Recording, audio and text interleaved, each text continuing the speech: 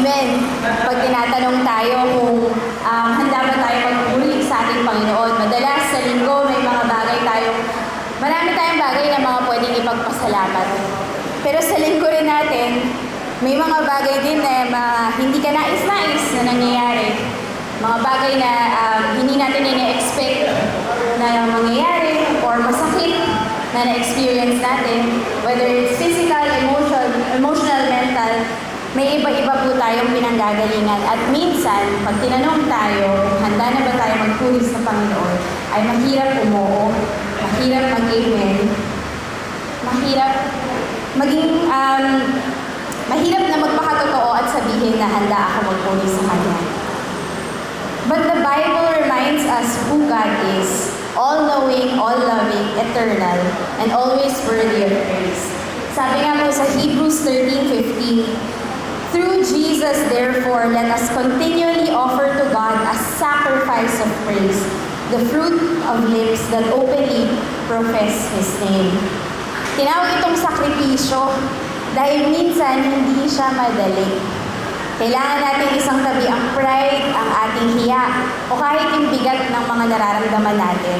At piliin magpuri sa Panginoon na hindi nagbabago kahit nagbabago ang mga nararamdaman natin. Kaya sa kahit anumang sitwasyon, piliin natin na dahil sa ating Panginoon na dakila at mapagmahal, ay handa natin siyang purihin. So muli, tatanungin ko po, handa na po ba tayo magpuri sa ating Panginoon? Amen. Tumayo po tayong lahat, awitan natin siya.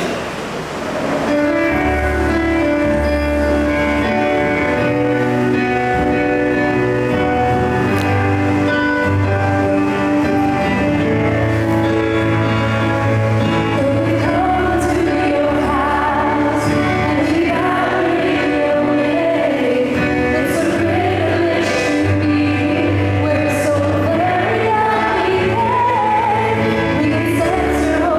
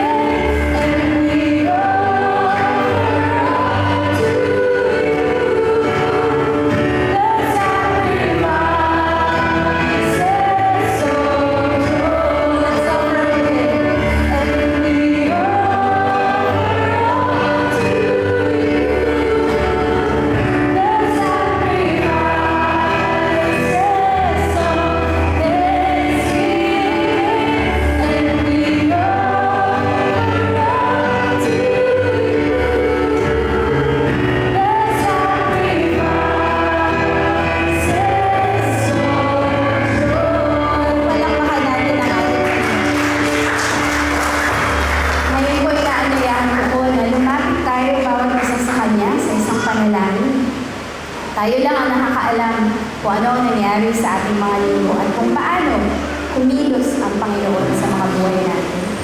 Idulong natin ito sa Kanya. Ihanda natin ang ating mga sarili sa pamamagitan ng paglapit sa Kanya sa panalangin.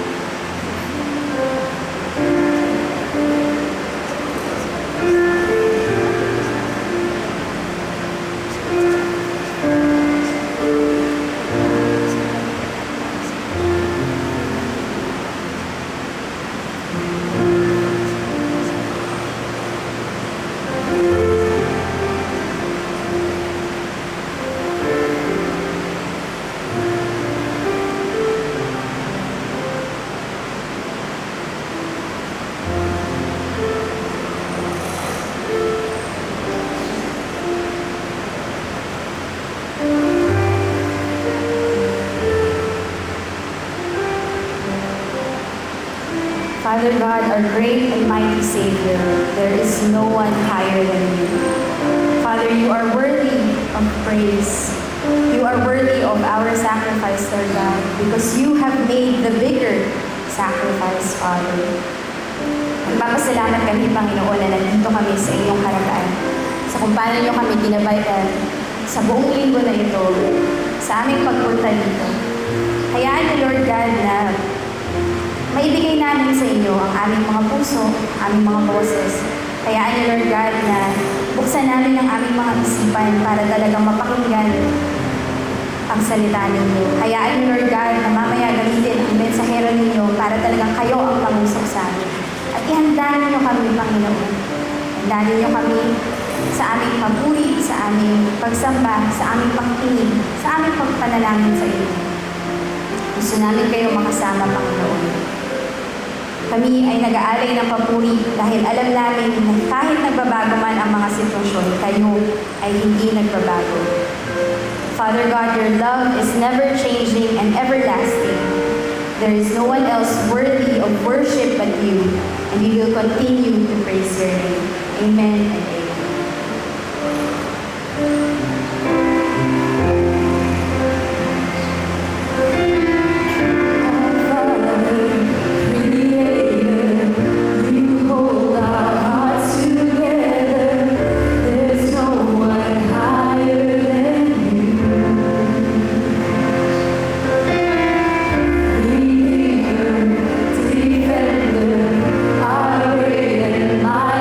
Savior,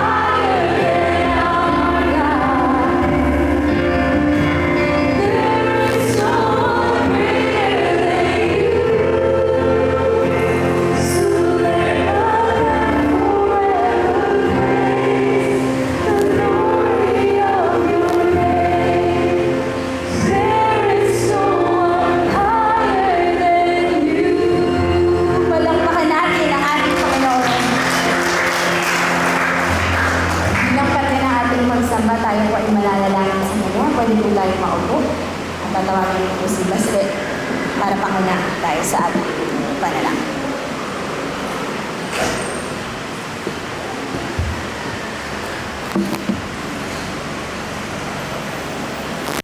Panalangin po tayo. Sa 1 Thessalonians 5:18, pagpasalamat kayo sa lahat ng mga bagay. Aming dakilang Diyos at pagmahal na Ama, kami ay lumalapit sa iyong banal na presensya na may pusong pagkumbaba at puno ng pasasalamat. Ikaw ang aming manlilikha, tagapagligtas at tagapagtanggol. Ikaw ay karapat-dapat sa lahat ng papuri at pagsamba. Panginoon, pinupuri ka namin sa iyong kabutihan, katapatan at walang hanggang pag-ibig. Panginoon, maraming salamat sa buhay, lakas at pagkakataong kami ay makapag-ipon sa iyong iglesia. At bilang isang iglesia, upang ikaw ay sambahin, tunay nga na ikaw ang dakilang Diyos na naghahari at pakailanman. Ama, kinikilala namin na kami ay nagkakasala sa isip, salita at gawa. Patawarin mo kami sa aming mga pagkukulang at kahinaan. Gayun din linisin mo ang aming mga puso, baguhin mo ang aming mga isipan, at tulungan mo kami talikuran ang kasalanan at mamuhay ayon sa iyong kalooban. Panginoon, maraming salamat sapagkat ikaw ay Diyos na puspos na awa at handang magpatawad sa sino mang nagsisisi. Sabi nga sa Kawikaan 3:5-6, magtiwala ka sa Panginoon. Panginoon, aming idinadalangin ng aming mga pastor, mga church leaders, councils, at elders. Bigyan mo sila ng karunungan, kaalaman, at patnubay sa bawat desisyon na kanilang gagawin. Nawa sa lahat ng kanilang pagpapasya ay ikaw ang magparangal at magluwalhati sa kanila. Gayun din palakasin mo sila at ingatan laban sa anumang tukso at mga bago. Ama, patnubayan mo ang bawat kapatid sa iglesia na magtulungan at magkaisa. Palaguin mo ang aming mga pananampalataya at palakasin ang aming ugnayan sa isa't isa. Nawa kami ay sama-samang makapagbahagi ng mabuting balita ng kaligtasan ng may pag-ibig at kapangyarihan ng Espiritu Santo. Sabi nga sa Corinto 15:58, magpakatatag kayo na laging sumasama sa gawain ng Panginoon. Panginoon, pinapasalamatan ka namin sa katapatan mo sa buhay, sa bawat ministry, coordinators, workers at missionaries. Bigyan mo sila ng lakas, karunungan at pagtitiyaga upang mapaganapan ang ministeryong pinagkatiwala mo sa kanila. Patuloy mo silang pagpalain at ingatan saan mo man sila maparoon. Ama,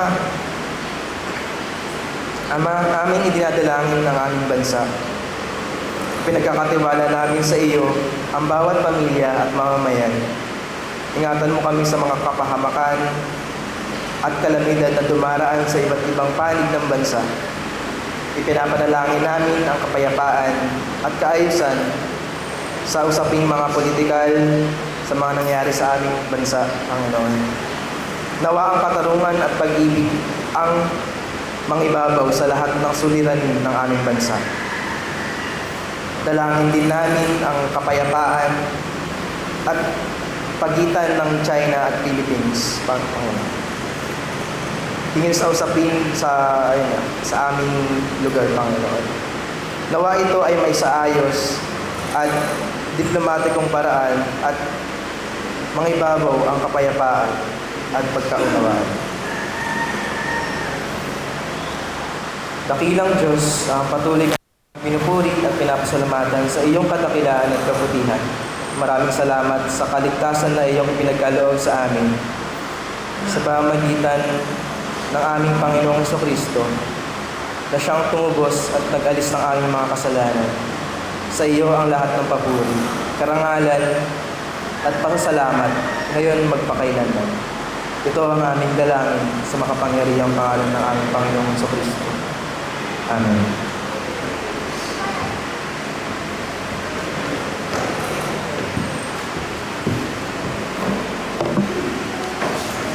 Tuwing anniversary po natin na ginanap nitong February, ay nagpapalit po ang theme ng ating simbahan.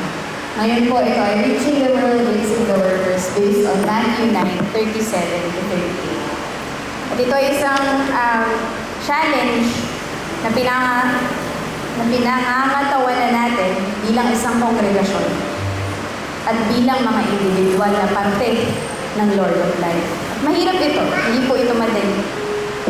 At hindi natin ito magagawa kung hindi natin hahayaan na talagang magtiwala tayo sa kapangyarihan ng ating Panginoon na kumilos sa atin. Kaya naman po sa mga na awit, magpakumbaba po tayo at hayaan natin na maging totoo ang mga bibigkasin nating salita na tayo ay umaasa sa ating Panginoon na walang ibang hangad kundi ang kabutihan lang. Tumayo po tayo.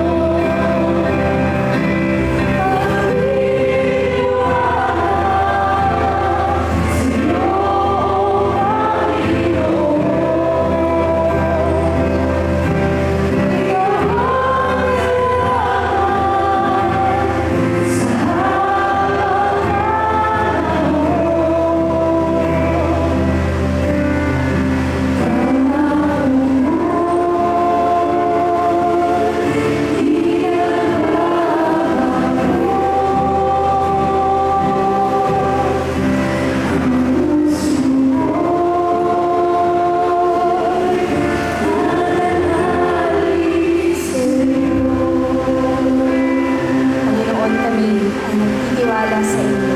Pipilitin namin magtiwala sa katotohanan na binigay mo sa kung sino ka, Panginoon, sa kung paano ka kumilos sa buhay namin dati at sa mga darating pang araw, magpakailanman.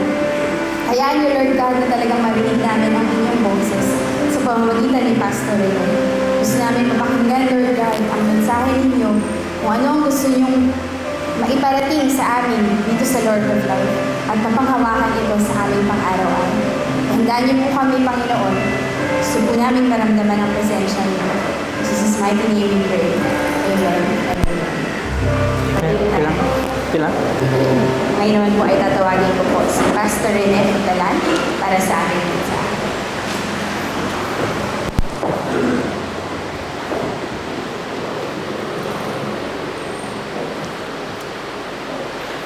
Magandang umaga po muli. Ayan, magandang umaga. Ayan. Good morning. Okay. So, medyo nasisilaw ako kasi ang mga mukha nyo parang si Moses na nagniningning.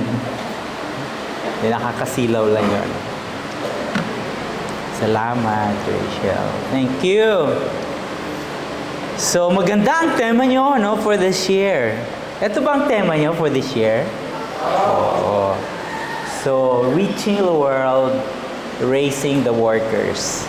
Tama. Ganyanin ko lang to, no? Diba? So, kailangan, if we want to reach the world, kailangan may workers. Diba? Sabi nga sa Matthew chapter 9, the harvest is plentiful, but the laborers are few. So pray to the Lord of the harvest, no, that He will send laborers to the field. No? Mahalaga, kahit nitong Lord of Life Christian Fellowship, di ba? Nabuo ito dahil may nag-reach out sa inyo, di ba? At mayroong mga workers na talagang release ang Panginoon para mabuto. One of them, alam ko si Ate Karen. May asawa na ba si Ate Karen that time? Si Kuya David. Kasi sila ang aming ninong at ninang sa kasal. No? At sila yung nag-tiyaga sa amin para i-counsel kami, yung premarital counseling, 8 sessions of premarital counseling. No? So, dinala sila rito, part of the team, para itayo, umpisan ang gawain dito. Very good, no? So, kailangan natin yan. No? Kailangan natin ang mission team that the Lord will raise to reach out to the lost world. Kaya ang pag-uusapan natin ngayon, mga kapatid, ay patungkol sa essentials. Ano mga kinakailangan ng isang mabisang teamwork? The bare essentials of an effective teamwork. Kasi kailangan may teamwork sa isang team. Pang isang team ay walang teamwork, matatalo sa basketball. O, yung mga anak ko, mga strength and conditioning coaches, kaya si Nathan ay strength and conditioning coach ng RP Blue Girls at RP Blue Boys, no? At I think sa ASEAN is sa RP Blue Girls, it's their 11th time na gold medalist, no? Straight. Kailangan may teamwork, no? At sa team na to, hindi lang players, hindi lang mga atleta, di ba? May psychologist, may technical coach, merong physical therapist, merong strength and conditioning coach, iba-iba eh. May nutritionist, bahagi yan ng team. At dapat ang bawat isa ay tumatrabaho ng kanyang trabaho para manalo ang team nila, no? Merong isang nagsabi, si Helen Keller. Sa palagay ko, kilala niyo si Helen Keller. Sabi niya, alone we can do so little, together, we can do so much. Ito yan, no? Pag mag-isa ka, nako, kunti lang ang magagawa mo. Pero, kung sama-sama, talagang nagtutulungan, higit na mas marami ang magagawa. No? At ganun si Pablo.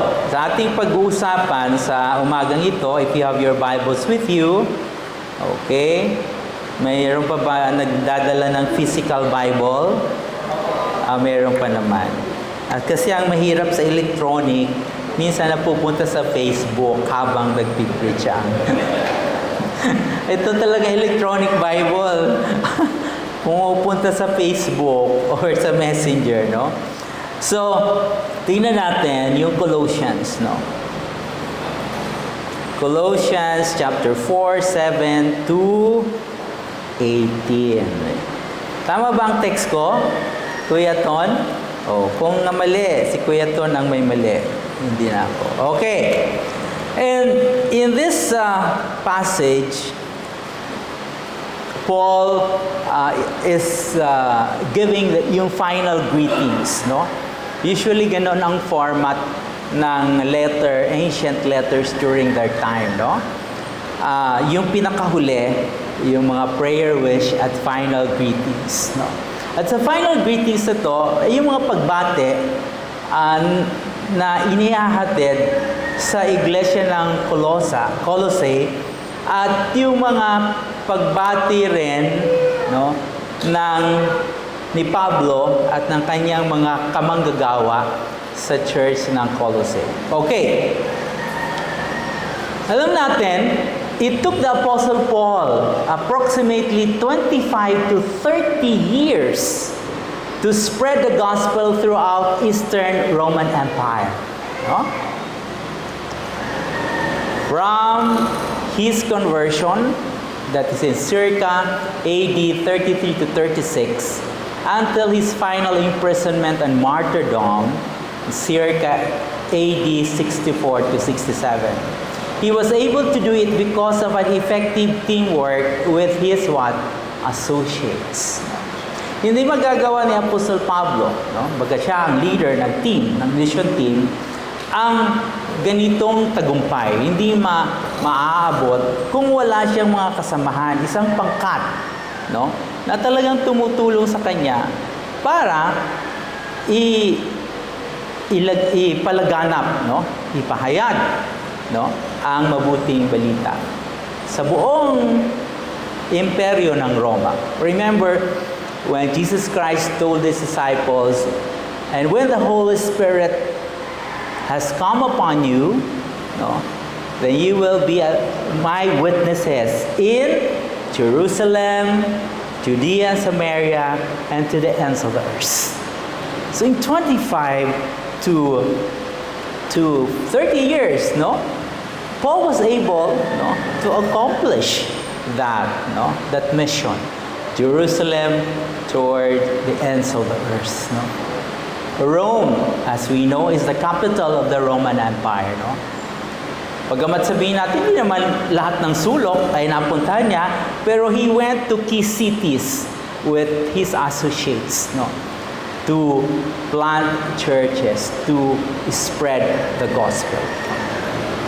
At isa sa mga pinuntahan niya, of course, is yung Colossae, kung saan niya sinusulat ang akwat na ito.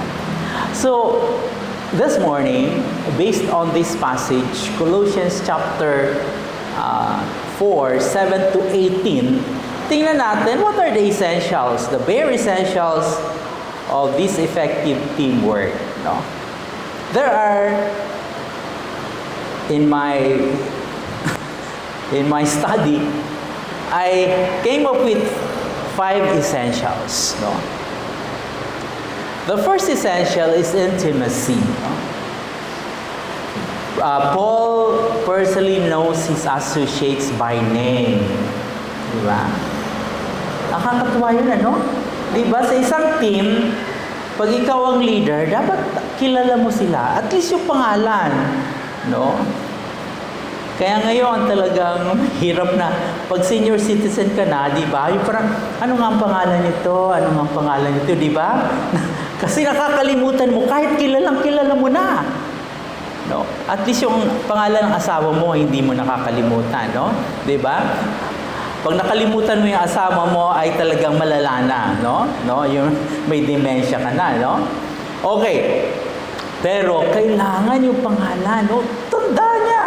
Ang mga pangalan nila, isa-isa, inisa-isa niya. Talagang he made sure that he mentioned each of them, no? At meron pang opinion, no? Detailed personal opinion of each. Kilala niya. Pag leader ka ng isang team, dapat kilala mo. At kahit miyembro ka ng team, dapat kilala mo yung kasama mo sa team. Di ba? Minsan, kilala ang pangalan, pero ang apelyido hindi. No? Ano nga ang apelyido nito? No? Diba? Tapos tatanungin mo sa katabi. Siyempre, pasikreto. Di ba? Ano nga ang pangalan niya? Si ano yan? Sa harap ng tao, napapahiya ka kasi sinisikreto mo, tapos biglang binulalas yung pangalan. So, they have a strong bond among themselves. No? They have a strong bond among themselves. Talagang solid ang samahan. Mahirap sa isang team na watakot. Diba? Dapat solid. No? And then, like in the case of Paul, he writes his greeting with his own hand, giving the letters a personal touch. Dalawang letters dito, ito, plus isang letter that was addressed to Laodicea. No? At sabi nila, yun doon ang letter ng Ephesus. No? It's a circular letter. No? Maaring nawala. Pero sa intimacy, mahalaga talaga ang samahan, ang relasyon. We have to value relationships. We've got to have an effective teamwork. Lalo na sa mga Pinoy, di ba? Sa mga Pinoy, napakahalaga ng relationship. No? Napakahalaga. Kahit napakagaling mo. No? Meron akong kaibigan, summa cum laude, nag-graduate sa seminaryo. Ang kanyang naging asawa ay summa cum laude din. Grabe na yun, ano? Pag nanganak ka doon, automatic yung anak mo ay summa cum laude din. Di ba? Pero hindi siya nagtagal sa isang church. Hindi pa siya naka 1 year, umalis na siya. Kasi minsan, may mga taong napakagagaling. Pero pagdating sa relationship, bagsak. No? No?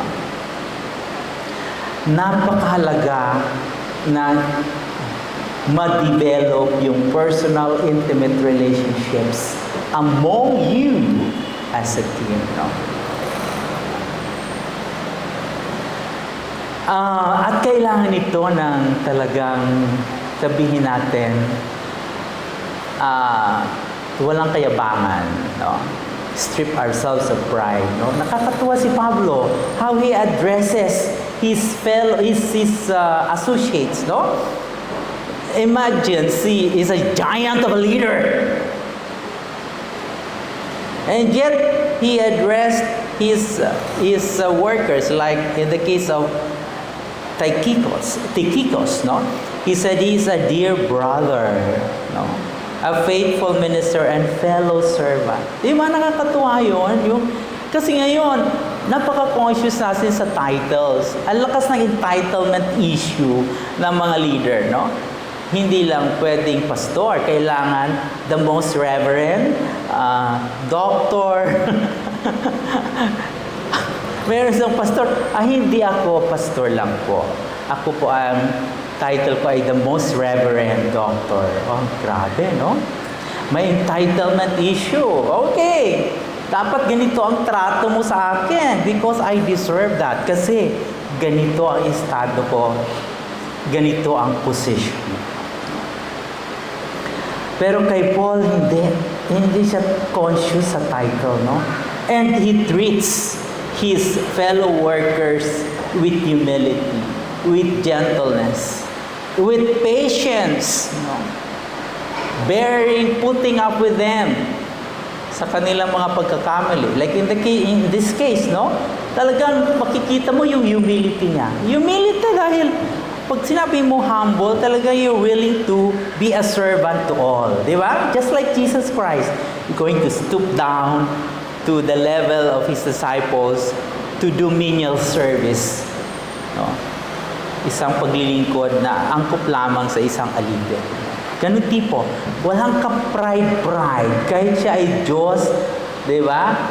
Lumawa sa lupa, nagkatawang tao at naglingkod sa atin. Even to the point of death.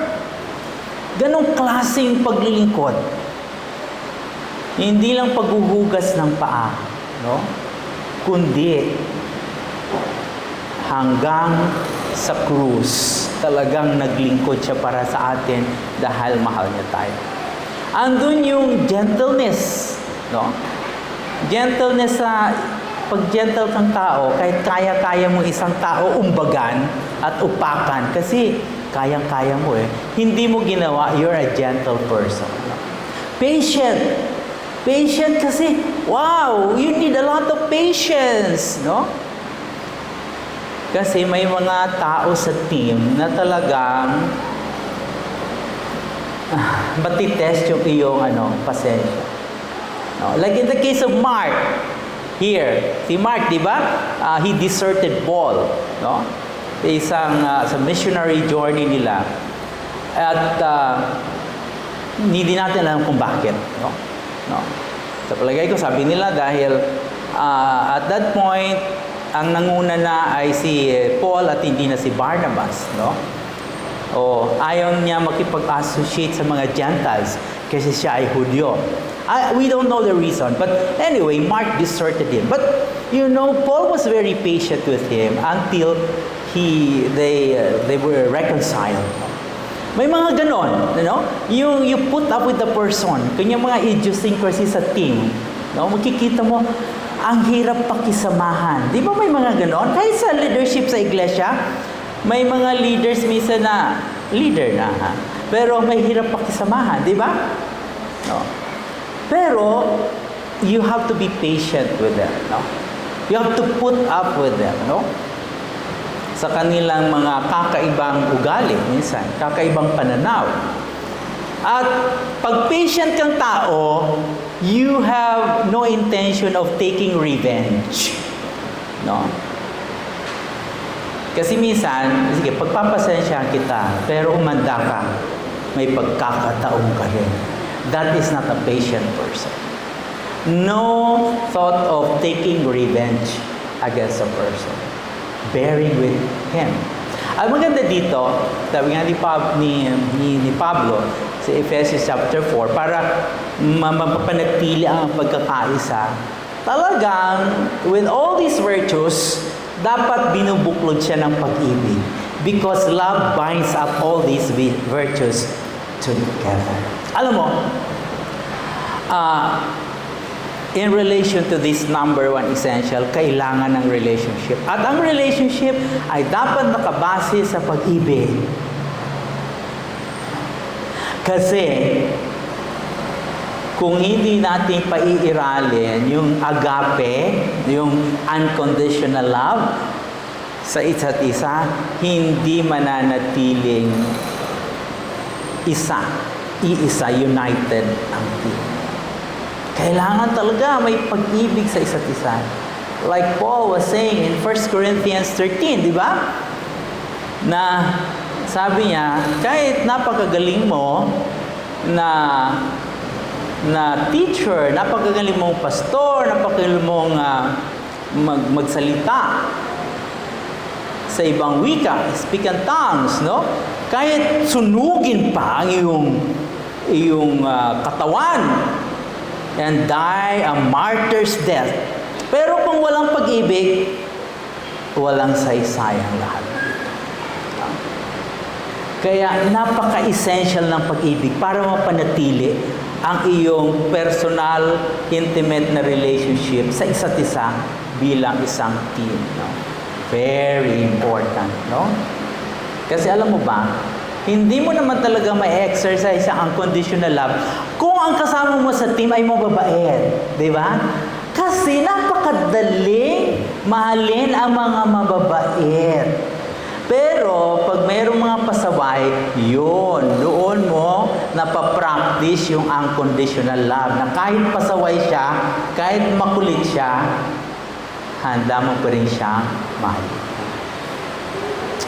So yes, the first essential in keeping the team, for an effective teamwork, merong intimacy.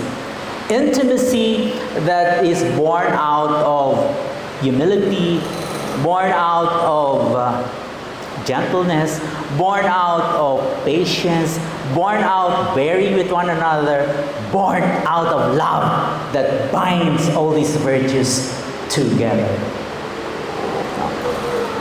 Pag hindi ka marunong magmahal at hindi ka handang magmahal, huwag ka nang maging bahagi ng team.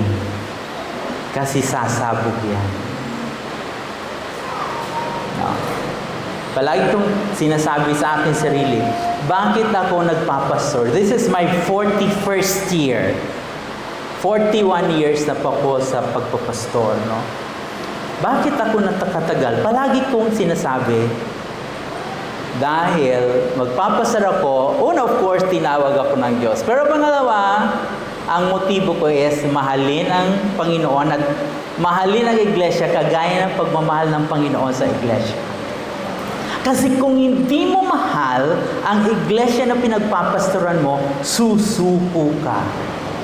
Kasi sa iglesia makikita mo na ang mga leader at mga tao minsan masahol pa sa di-Kristiyano minsan, di ba? Ini-expect mo, of course, sa labas, makakapagpasensya mo, hindi Kristiyano. Pero sa iglesia, minsan, may mga leader, may mga miyembro na, ano ba to? Kristiyano ba talaga to? Di ba? But it is that in that point where you have to exercise your unconditional love. So, yes, number one essential is intimacy. Essential number two is involvement. Alam mo, kung bahagi ka ng team, kailangan makibahagi ka talaga. Oh, you cannot be passive. Passive in the sense na wala kang gagawin. Yung bench sitter ka lang, di ba? Or fence sitter ka lang, bench warmer ka, hindi pwede yan.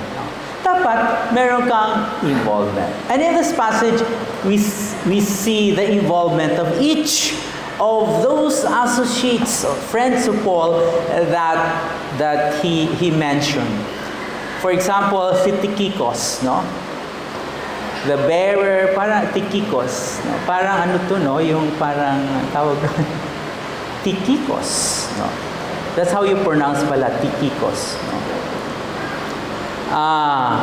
the bearer of the letters to the Colossians and Ephesians, to encourage the believers there, So, sabi ni Paul dito, Tychicus will tell you all the news about me, Mahirap yun, Pero he faithfully did this job well, Kasi all the news about me, ang hirap ata, di ba?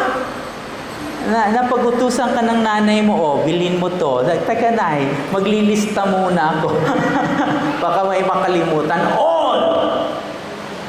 Kasama niya si Onesimus. Sabi rito, he is coming with the news of our faithful and dear brother who is one of you. They will tell you everything that is happening here. That's not easy. Kasi kailangan, pag nagbalita ka, walang labis at walang kulang. Sa panahong ito, na usong-uso ang mga marites at mga tollians, ang iba pinapakulangan, ang iba dinadagdagan. But you have, sabi niya, all that is happening, siya ang magsasabi. Sila ang magsasabi sa inyo. That's not easy. I have to do that job faithfully. No? Ako po ay naging secretary, no? Head ng secretariat sa ABCOP. Matagal na panahon, no? So, that time, ang secretary ng assembly, hindi lang yung sinusummarize, verbatim. No? Naka-record pa yan, so we have to transcribe. Isa-isa. And you have to faithfully do it. No? Para eksakto. Kung ano talagang narinig mo, yun ang gagawin mo. Ayun isusulat mo. Dahil yun magiging basehan ng mga desisyon ng National Council of Elders. Hindi madali.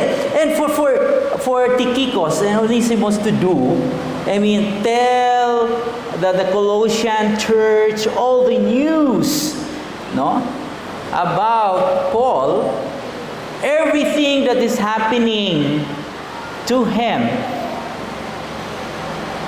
Remember, he was imprisoned in Rome during the time. This is one of his prison epistles or prison letters. Ibabalita nila. Yan ang papel niya, no? Ni Tychicus at ni Onesimus. Si Onesimus ay dating slave, di ba? Na medyo may ninakaw kay Philemon, na kanyang amo, naglayas, tapos nagkita sila ng Paul, habang si Paul ay nasa kulungan, nabahagi na ni Paul, at tawag dito, pinabalik niya kay Philemon, no, para mag-reconcile sila, no. His name, Onesimus, is useful, ang ibig sabihin. Kaya sabi ni Paul kay Philemon, okay, he used to be useless, inutil siya noon, nung siya ay alipin mo pa dahil sa ginawa niya, pero ngayon, he is useful. He's living up to his name, no? Onesimus, no? So, ganon ka yung involvement ni Paul. Mahal niya si Onesimus, no? Ayun, yung pagmamahal na naman. Isang slave, magnanakaw, ninakawan ng amo, hindi madaling mahalin ang mga ganon, di ba? No, usually, pag ninakawan ka na, wala ka ng tiwala, patalsikin mo na. But in the case of Paul, no. There's always a second chance. Our God is a God of second chance, no? Pwede pa rin bigyan ng pagkakataon para magbago. And that's a case of Onesimus. Okay, another is Aristarchus, no? Si Aristarchus, no? Sabi dito, okay, my fellow prisoner. Sabi nila, is either prisoner, nakulong talaga, o sabi nila, si Aristarchus more like a military man before, and he was in prison. But this could be figuratively then, no, na pinipersecute siya because of his faith. So, send you his greetings. Si Mark, the cousin of Barnabas, sinabi ko na kanina. And if he comes to you, welcome him. Jesus, or Jesus, who is called Justus, also sends his greetings, no? Very detalye. And then, we have Epaphras. Epaphras, no? Epaphras. Epaphras. Okay, founded the Colossian church, agonized in prayer for them, that they may stand firm in all the will of God, mature and fully assured, and kept the church together despite growing troubles. No? Si Epaphras, no? Wow, hindi madali ito. Siya ang nagplant ng church na to. It was not Paul, no? So, si Epaphras ang nagplant ng church na to, and then, siya ang talagang masipag. He agonizes in prayer for them that they may stand firm, established, no, in the will of God, to become mature, just like Jesus Christ. Maturity is becoming more and more like Jesus Christ and assured of the eternal life that they have in Jesus. No? Agonizing. Yan ang papel niya rito. May involvement. So, involvement ni Tychicus, tagahatid ng sulat, parang errand boy, ano? Yan ang involvement niya. Kailangan may involvement, no? Si Onesimus kasama.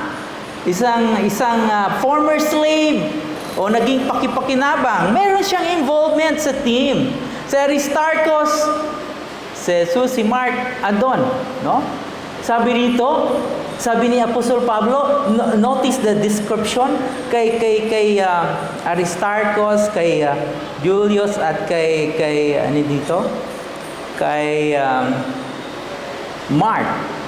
Look at this in verse 11. These are the only Jews among my fellow workers for the kingdom of God. And they have proved what? A comfort to me. Wow! Itong mga Hudyo na to, these three are of Jewish heritage. It's either tunay na Hudyo or nag-proselytize, no? A proselyte. Pero sabi niya, these were a comfort to me. Just imagine Mark, who deserted him. Of course, he got reconciled to him. And they were a comfort to Paul. Malaki ang kanilang papel. Just imagine, kung ikaw ay, although under house arrest, si Paul, di ba, sa Rome, pero still, nasa kulungan pa rin. At pag nasa kulungan ka, hindi madali, di ba? Naranasan niyo yung COVID noon, yung nakakulong ka, di ba hindi madali? Hindi madali. Kahit may pagkain, hindi ka makakain. Minsan, nakaka-depress, no? Hindi ka makagala, no? Talagang very, very depressing, no? Ang situation ni Paul, no? Persecuted for preaching the gospel. And these three, Justus, what do you call this? Aristarchus and Mark were a comfort to him, no? Kailangan niya sa team. Kasi sa team, maraming nadidepress, di ba?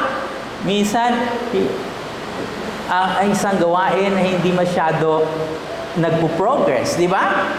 Kailangan mo ng talagang isang tao na mag-i-encourage sa'yo, di ba? So that's the role of Epaphras in this team, no? And then we have Luke, the doctor. A medical doctor, remember? He was with Paul, sitting with him while he was in prison, no? No, just the mere presence of a friend in times of persecution, in times of suffering is enough. You don't have to even pray for the one suffering. You don't even have to, give financial support. But Luke was there, sitting with Paul as he was in prison, actually taking, down notes. That is why he was able to write the Gospel of Luke and the book of Acts. Wow. Luke, the medical doctor. And maybe he was attending to the medical needs of Paul while he was in prison. We need that. Okay. Of course, Demas. He mentioned Demas. But sadly, Demas later on, ipinagkanulo si Pablo because Paul said he loved the world. No? Merong mga ganon. Di ba? Sa team. Talagang may mga betrayals. Di ba?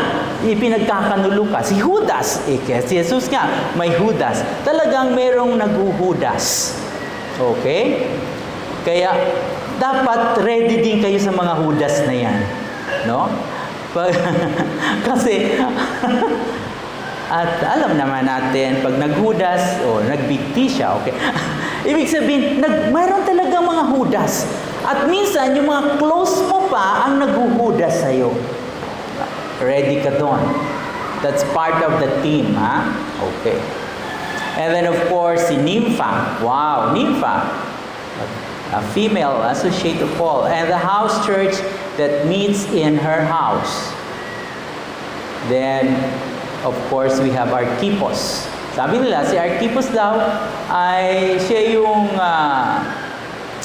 nung si Epaphras ay doon kay Pablo, siyang kumbaga nag-substitute para sa kanya. Sabi nila, si Archippus daw ay anak ni Philemon, no? According to tradition. Pero sabi ni Pablo, complete the work that he has received. You complete the work that you receive from the Lord. That's encouragement, no? Like sa isang team, maganda. Pag ikaw yung nag-umpisa, tapusin mo. Alam mo, that's my motto sa aking buhay. Kahit gaano kalaki ng problema sa church, hindi ko iiwanan ng church na may problema. Nung umalis ako sa Lipa, I pastored Lipa for 11 years.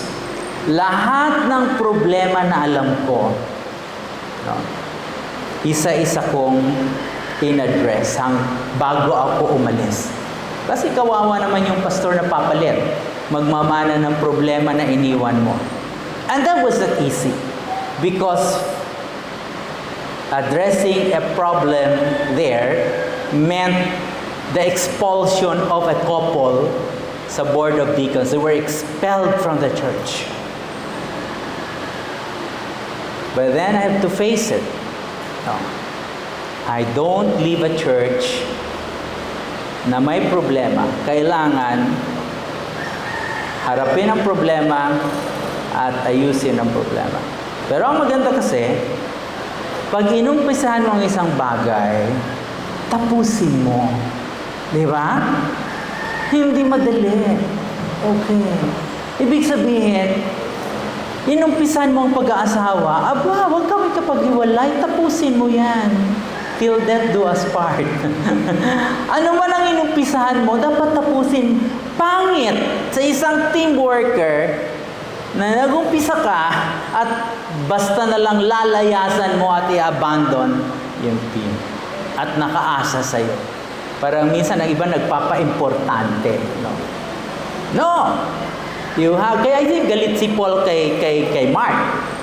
Why do you have to desert me? At this very critical point in my missionary journey, you should be staying with me. Pero umalis siya. Buti nagkasundo sila ulit. So, mga kapatid, kung may mission team, gusto mo sumama sa mission team, no, manatili ka dyan. Dapat, kung aalis ka man, gracious exit. Di ba?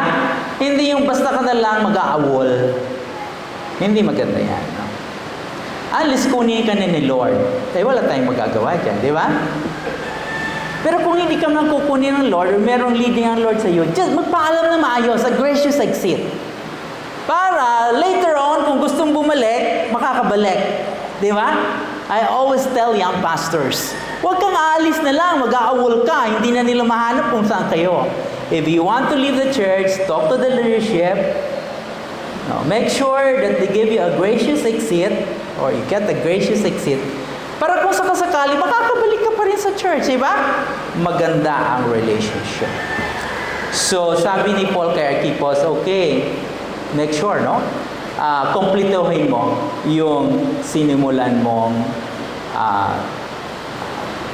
ministeryo mula sa Panginoon. Okay, essential number 2 is involvement. Essential number 3 is inclusivity. Nakakatuwa yung teamwork dito, no? Yung team nila, inclusive. Merong si Onesimus, isang alipin, maybe hindi masyado edukado, no? Yung socio-economic status ba? Pero andun si Luke. He must be highly educated, no? At magkasama sa team. Maganda yan, ano? Di ba magkasana? Kaya alam mo sa church, ganun din, no? Alam mo, nakakatuwa sa church kasi iba't iba talaga. Iba't iba ang socio-economic backgrounds, di ba? Iba-iba ang spiritual na kaloob, pero united. Then, meron mga Jews and Gentiles. Of course, I was mentioning Aristarchus and Justus and Mark. They are of Jewish heritage. Pero, merong mga Gentiles. Di ba? Sino ang mga Gentiles dito? Si Epaphras is a Gentile, no? Si Tychicus is a Gentile, no? Itong mga churches sa Laodicea at Hierapolis, no? These are Gentiles, no? Pero kasama sa team, no? Men and women, di ba? Lalo na sa Romans chapter 16, makikita natin, may mga babae at may lalaki. Kahit si Jesus Christ, no? He elevated the dignity of women. No? Yung hindi pinapansin ang mga babae, di ba, ng mga Hudyo, kahit sa kanilang statistics, hindi kasama sa bilang. Mababa ang tingin sa mga babae. Para isa lang siyang mesa, isang silya. Ganun ang trato nila sa babae. Pero in the case of Jesus, inangat niya at binigyan niya dignidad ang mga babae. Si Paul ganun din, no? Kasama sila sa team. Okay. And then of course, you have Tychicus and Mark. Si Tychicus, very faithful. Si Mark, at one point, but you know, inclusive siya. No?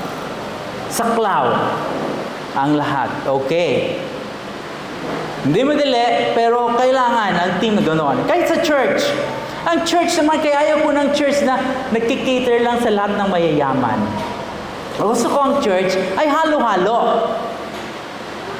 May mayaman, may mahirap, may pinag-aralan, may wala, may pogi at pongit. Okay. Lahat represented. Parang microcosm of a society. Lahat kasama. Okay. Kita mo mga kapatid? The essential number 4, of course, is interdependence. No? Kailangan merong pagdidepende sa isa't isa. Working together. Interdependence. Hindi ka pwede mabuhay mag-isa. How can you call yourself a team kung mag-isa ka lang? How can you call yourself a team kung ikaw lang ang inaasahan? Diba? How can you call yourself a team kung ikaw lang ang magaling at ayaw mo gamitin ang iba? No! Hindi pwede yan. You have to be interdependent. There should be harmony. There should be, I think the word is synergy, no? Diba? Kasi ang magagawa ng isa, ang epekto nun ay hindi kagaya ng epekto ng kung magtutulong-tulong kayo, ang impact mas malaki. Di ba? The synergy. No? So, tingnan mo si Paul, no? Si Paul, okay, mali ba po? Advance, number 5 na ito. Interdependence, no? Andun ang churches of Colossae, Hierapolis, no? Laodicea and Ephesus. Nagtutulong-tulong sila, no? Sabi ni Paul, okay, itong, kasi binabasa yung sulat sa kongregasyon. Pag nabasa nyo na yan, no? Punta na kayo sa Laodicea, basahin nyo rin, no? At meron akong pinadala na isang sulat din, no? Sabi nila, wala sa Laodicea, basahin nyo rin yun. Commentators said that this is the letter to the Ephesus, which is a circular letter na kinalat sa mga churches sa Asia Minor, no? But you know, they work together using their own resources, using their own gifts. Kung ano man ang meron ka, gamitin mo para maging epektibo ang iyong pagsasama bilang isang pangkat, bilang team. No?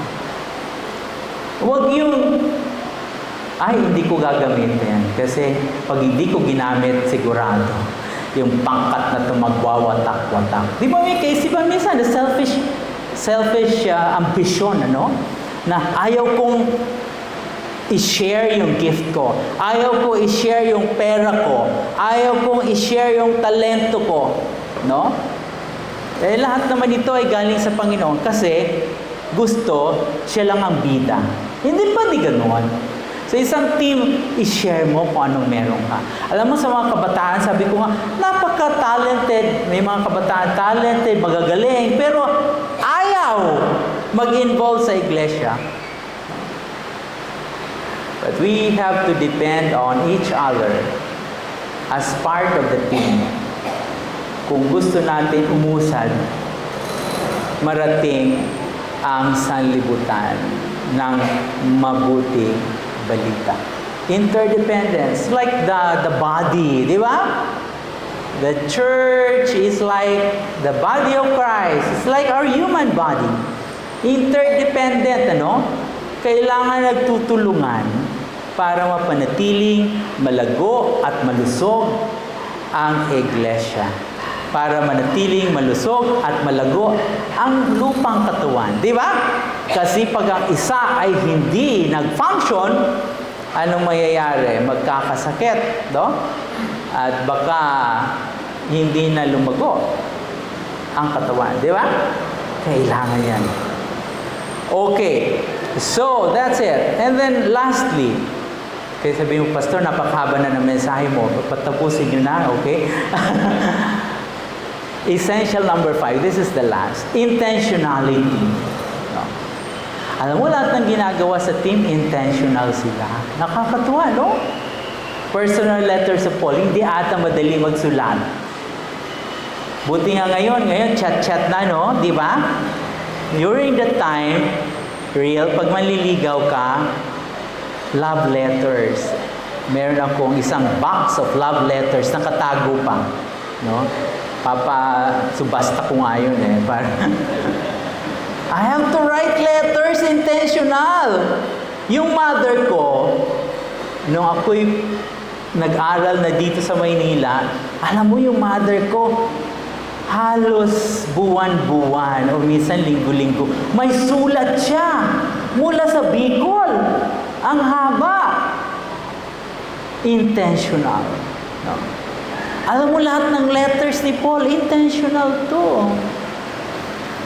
Para ma-follow up niya, usually he would follow up the churches that he ministers to through personal visits. Pag walang personal visits, he would send a proxy or personal representative.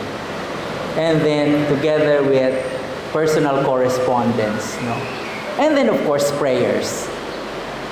All this means Paul used to follow up on believers, to disciple believers. No? Pero personal letters, hindi madali. Hindi madali. No? Pero intentional siya, kailangan.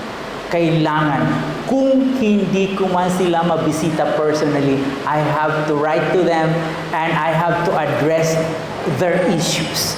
Remember that the New Testament letters are ad hoc in nature. That means na sinulat ito ni Pablo dahil merong sitwasyon o okasyon sa isang iglesia. And for him to be able to do that, kailangan niya alamin ang sitwasyon. Kasi paano siya makakasulat para i-address yung sitwasyon kung hindi nyo alam? And it has to be intentional. No? And then of course, sending Tychicus as personal representative of Paul. No? Oh. I-brief mo yan. Ganito ang sasabihin mo. Lahat. Intentional yan. Hindi pwedeng basta papuntahin mo na. Pag intentional, kailangan mo paghandaan. No? Express purpose of the letter. Ano sabi nito? Ang express purpose of the letter, sabi niya, it may encourage your hearts. No? Sabi dito. Sabi dito, okay, here in verse 8, I am sending Tychicus, to you for the express purpose that you may know about our circumstances and that he may encourage your hearts. May express purpose. Ibig sabihin, intentional. Ito talaga ang gusto ko mangyari. Magbe-visit siya para malaman nyo kung anong nangyayari dito, and not only that, so that your hearts will be encouraged. Intentional, may intentional. relentless prayers of Epaphras as one of the team members. Look at this. Epaphras, who is one of you and a servant of Christ Jesus, sends greeting. He is always wrestling in prayer for you. Alam mo, ang manalangin, intentional yan. Ano? Di ba? Sabi niya, that you may wrestling in prayer, agonizing in prayer. Just like what Jacob did. Di ba? Agonizing. Actually, the word is agonizing in prayer. That you may stand firm in all the will of God, mature and fully assured. Intentional. Ito ang panalangin ko. Ito ang purpose ng panalangin ko. And then, of course, the composition of the team. No? Intentional yan. Talagang pipiliin mo kung sino ang maging miyembro ng team mo. Intentionality. What is that? So, these are, based on my study, are the 5 essentials, no, of an effective teamwork, no, from this passage. So, the first essential is intimacy. We value relationships. Second is involvement. Third is inclusivity. Fourth is, anong fourth? Interdependence. And fifth is intentionality. Question for reflection. Which of these essentials would you endeavor to improve for your mission teamwork to become even more effective? Alam ko may teamwork na kayo at effective naman, pero anong pwedeng pag-ibayuhin pa para mas lalo pang maging mabisa ang pagtutulungan, no? Para maabot ang mga tao na hindi pa nakakakilala kay Kristo. Let's pray. Father, thank you so much. Maraming salamat dahil you, O God, are our best resource sa aming paghayo. Lahat ng mga resources ay galing sa iyo. Ginagamit mo ang lahat ng ito. Ina-arrange mo ang lahat ng ito. Pino-provide mo ang lahat ng resources na ito as our best resource para patuloy na maging maganda ang aming pagtutulungan, ang aming teamwork as a mission team to reach out the world for you. Tulungan mo po kami na sa pamamagitan ng mga essentials ito, mas lalo pa naming pag-iibayuhin para tunay na mas lalo pa kaming maging mabisa sa pag-abot sa mga taong kailangan makakilala kay Kristo, kailangan madisipulo para kay Kristo, para sa ikalalawak ng iyong paghahari. Sabi nga ni Apostle Pablo, they work for the kingdom of God at para sa kapurihan ng iyong dakilang pangalan. Ito po ang aming samot dalangin sa pangalan ni Jesus. Amen.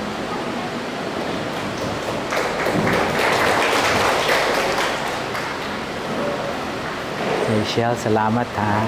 Thank you.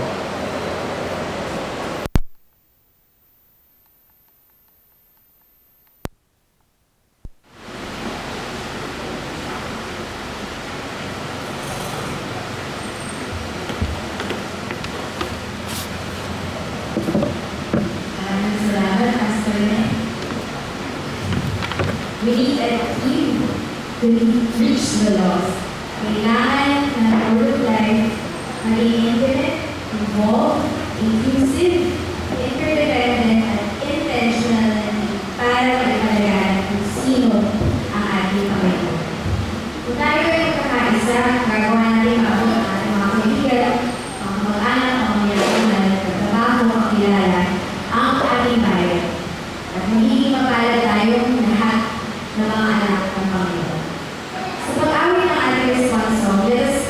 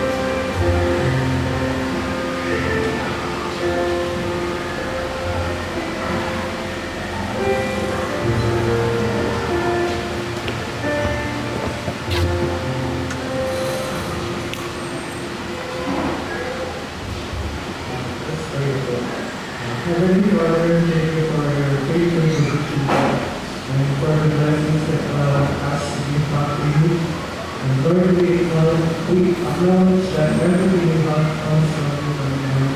And as we offer our thanks and offerings, may they come from grateful and willing hearts. And please guide our leaders with wisdom and integrity as we use this day for the people of the church and for your glory. In Jesus' name, we pray. Amen.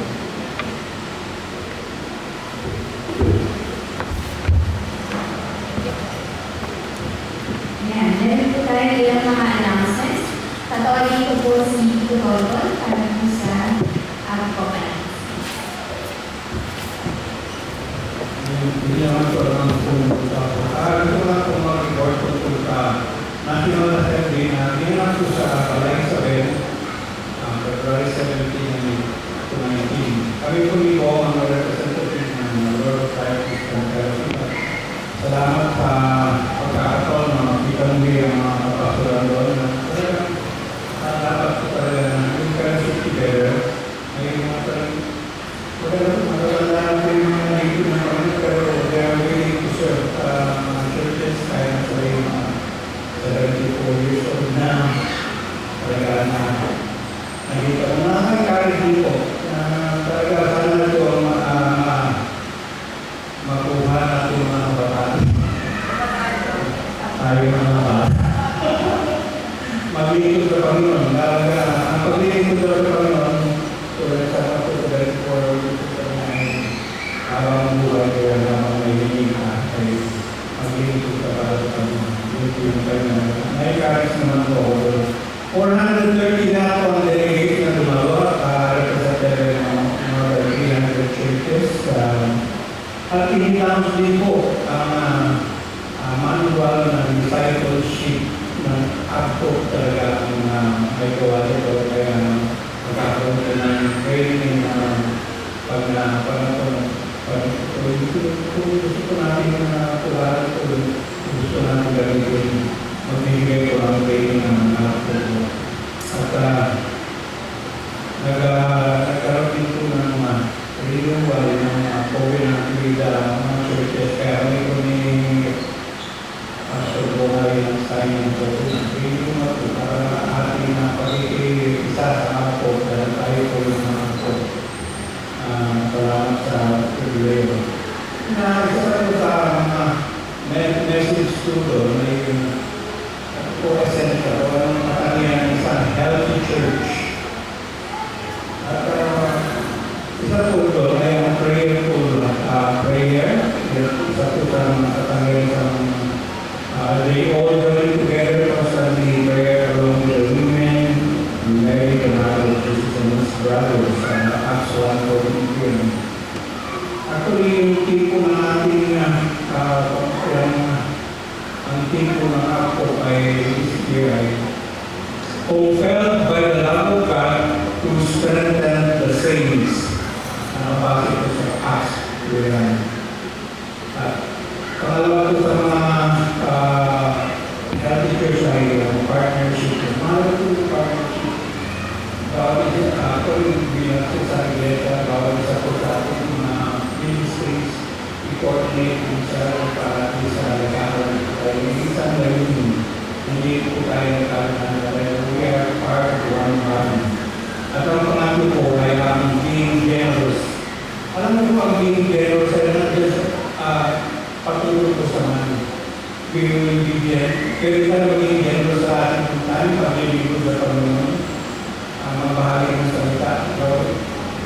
Para sa church, paging natin sa church, sa pagdating ng prayer meeting, you can be generous in those hindi lang po talaga sa ating of course, tayo rin bilang sa iglesia, yung support missionaries. Our missionaries, home grown missionaries. Salamat at nangyayon ko natin yung criteria ng isang church.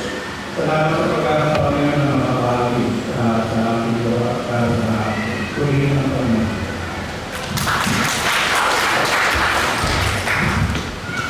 Maraming salamat po, Tito Ronton. Bago tayo dumako sa iba natin announcements, natawagin ko po si Tita Oxy.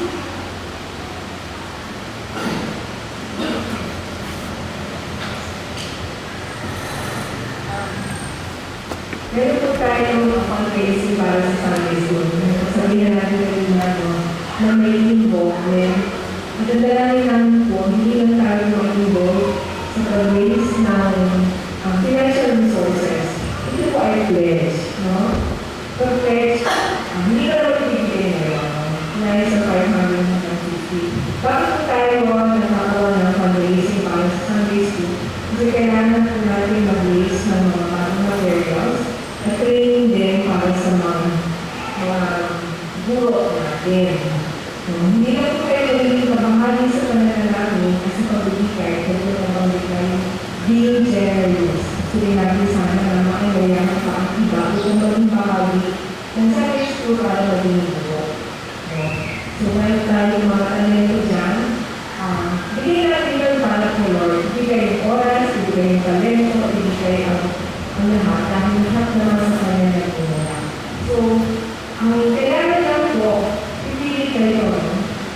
Kung hindi ba kayo hardware.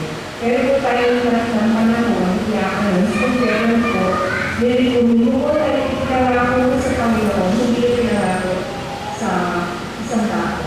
Wala kong ibigay doon, 500 o 50. Sabi po, gano'n ka lang kayo, gano'n ka million, ano pinakamaliit nila? 50 pesos. Yan.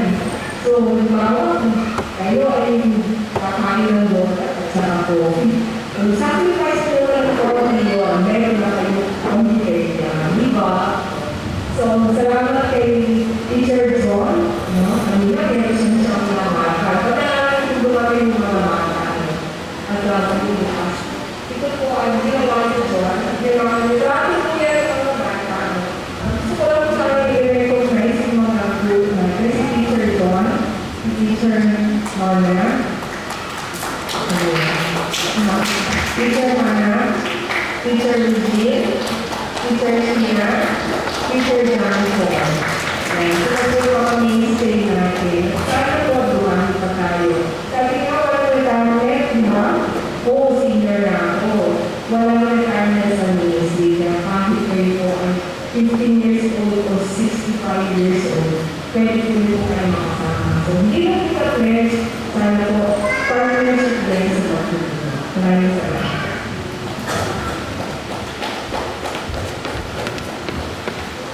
Maraming salamat po sa Sunday School. Mamaya po, pagkatapos po ng ating panatahan para po sa ating youth, ito po ang ating first na youth hangout na gagawin ngayon taon. Ito ang i-kick-off natin ang team natin for the year, which is si pangalan natin at itinigin natin kung ano ang ibig sabihin ng bawat letra dito sa ating pangalan. So mamaya po, inaanayahan namin na lahat ng youth na pidalo sa bawat ito. Ito po yung sisimula ng 1 p.m. dito po sa Doña Carmen. Pero meron tayo lunch fellowship pagkatapos ng ating panatahan. So lahat ng youth, dito kayo dito at sana nakita kasama natin. Next week po ay March na. Ang ating first Sunday, Communion Sunday ay pangunahan ni James Ryan. At ang ating teacher po is Tio June Hamade. So, Leviticus 19:1-4, Holiness. Mali po ako naka-flash dahil wala tayong congregation na Leviticus sa March. At dahil every first Sunday of the month ginagawa po natin, ito patuloy po tayo magkakaroon ng lunch fellowship pagkatapos ng aming panatahan. Sana po ay lahat makadalo dito at maaari din tayo magdala ng pagkain na pwede natin pagsalusaluhan. Pero kung tayo ay wala po magdala, patuloy pa rin po kayo na inaanayaan sa sumali dito. At pwede pa rin tayo makamahagi dahil meron po pagkain para sa lahat. Ang ating days of prayer po ay inaganap every first and third Saturday of the month dito sa Doña Carmen at 7 o'clock a.m. Magkakaroon ng breakfast fellowship at 7:30 lang po ang prayer proper. And then every second and fourth Sunday of the month naman ang ating Kids Sunday School dito rin po sa Doña Carmen at 8 o'clock a.m. Pinanilihan natin ulit ang lahat ng youth sa darating ng February 28 at 1 p.m. Meron pong Abcop National Youth Ministry na pag-iipon-ipon na tinatawag ng Steadfast Love. At ito ay ganapin sa Life Gospel Church of LBC. 1 p.m. po ito sa February 28 para po sa mga kabataan at kung tayo po ay interesado, ito tayo marami kay Kuya Nico. Message po natin siya kaya kay Ate Jelena. At meron pong budget na ipoprovide para po sa transportation and everything material assistance. Meron po nila na celebrate na anniversaries and birthdays nila this week.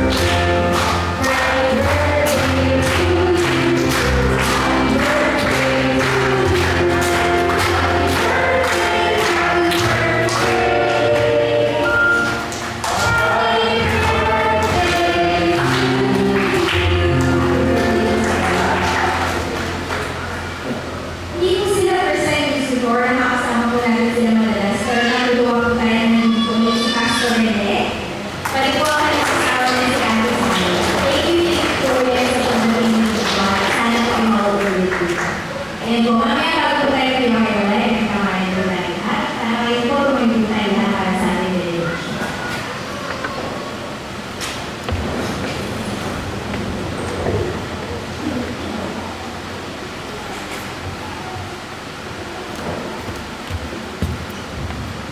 Manalangin po tayo. Panginoon, maraming salamat sa mensahe na pinarating mo mula kay Pastor Ren. Naway dapat pagtutunan namin ang kahandaan na tinuturo niyo sa aming ngayong umaga na maging parte ng pangkat, maging parte ng iglesia sa pagiging pagpaparadayang loob o sa intimacy namin, paglako o magiging bold na kasama, pagiging kasama to be inclusivity, pagtutulungan or interdependence na magiging bold sa aming iglesia at lagi maging intentional to be a more effective Christian to share your word. Panginoon, namin tapat ang mga pangyarihan. Kami po ay lumalapit at dinudulog namin ang panalangin nito sa inyo. Pagtawagin niyo kami sa aming mga kasalanan kung meron kaming kakulangan. Salamat sa pagkaudala ng banal na Espiritu sa amin upang gagabayan ang araw-araw sa aming buhay. Salamat, Lord, sa inyong pagmamahal at invitasyon kami sa kapamamahan. Salamat na tuloy kayo lagi bilang Diyos na tapat at patuloy na ginagabayan kami. Magtiwala lang po kami sa inyo. Lahat po, Lord, na taas namin sa mga pangalan ni Jesus, aming Diyos. Amen. Tanggapin po natin ang Diyos ng Panginoon sa Hebrews 1:24-25. Sa Kanya na makapag-ingat sa inyo upang hindi kayo magkasala at makakapagharap sa inyo ng walang kapintasan at may malaking kagalakan sa Kanyang kaluwalhatian sa isang Diyos na ating tagapagligtas sa pamamagitan ni Kristo na Panginoon natin. Sa Kanya kaluwalhatian, kadakilaan, kapamahalaan at kapangyarihan mula pa noon, una ngayon at magpakailanman. Amen. Salamat po. Manalangin tayo na kayo. Bago po tayo